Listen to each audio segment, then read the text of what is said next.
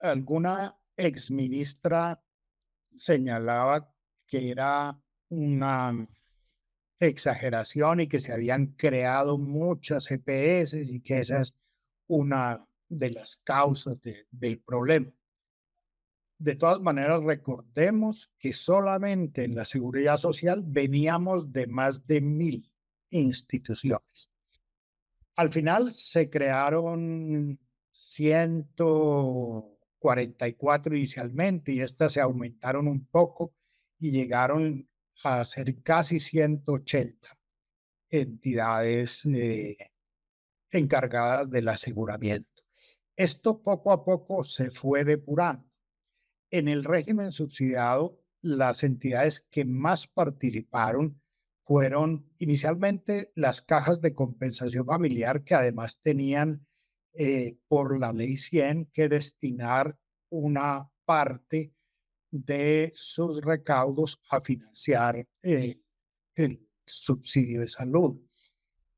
Las EPS de carácter territorial, creadas por los municipios y los departamentos con ese fin, pero con no las transitorias, sino las EPS creadas con las reglas correspondientes, las empresas solidarias de salud, que eran organizaciones creadas por impulso del gobierno nacional a través del Ministerio de Salud, con recursos de un crédito del Banco Mundial, en un proceso de capacitación, motivación de comunidades, formación en cooperativismo y mutualismo y en organización de servicios de salud, fueron resultando finalmente estas entidades. Había participación de la comunidad, había sector público, había sector privado también participando allá, sectores sin ánimo de lucro como las cajas, etcétera.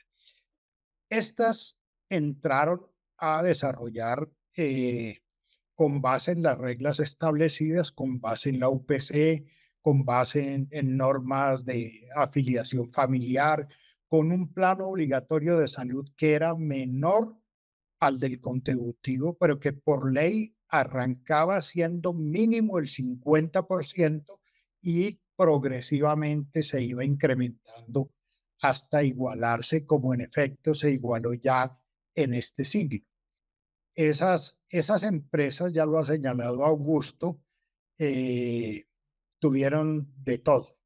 Tuvieron grandes éxitos, grandes logros, una gran formación de capital humano en en el sector comunitario, experiencias importantes en el sector público, grandes desarrollos también en el sector privado, pero también hubo errores y hubo problemas y hubo corrupción y hubo capturas y los violentos estuvieron actuando y persiguiendo enormemente eso. También hubo persecución desde alcaldías y gobernaciones contra algunas entidades, contra algunas empresas. Esto no fue un jardín de rosas para nadie y el gobierno tuvo que actuar muchas veces drásticamente para combatir la corrupción, para combatir tanto la corrupción que pudieran darse en entidades del aseguramiento como la corrupción que se daba en alcaldías y gobernaciones y la persecución y todo esto. Lo cierto es que eso se va depurando.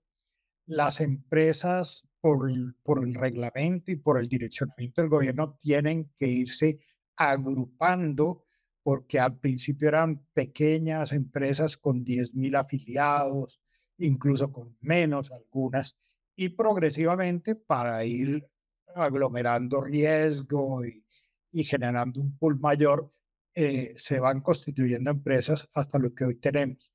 Pero fue una permanente construcción en la cual el gobierno tuvo su papel, el Congreso tuvo su papel, la Corte Constitucional tuvo su papel. Recordemos que la Corte Constitucional ordena igualar los planes, la UPC, etcétera, y las comunidades han tenido su papel. Ahí hay que señalar también que las comunidades indígenas fueron partícipes de ese proceso y pudieron construir sus empresas, sus EPS indígenas, su sistema propio y extrañamente poco se manifiestan hoy frente al tema, cuando les van a sustraer una de sus más grandes conquistas sociales. Y obviamente hoy en día todos nos estamos dando cuenta de que estamos en un grave riesgo de perder la más grande conquista social que hayan tenido los colombianos y que haya tenido seguramente cualquier país en Latinoamérica.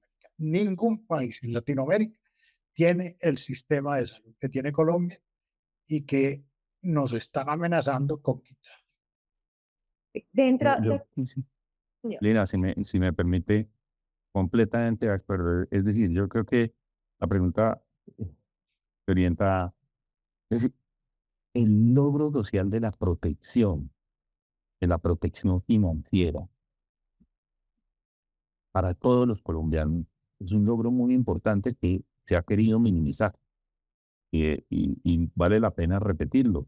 En la pandemia, eh, evidentemente, eso lo demostró el sistema de salud colombiano. Ningún colombiano de ninguna clase social tuvo que salir a vender nada ni a comprometer su patrimonio para ser atendido en salud.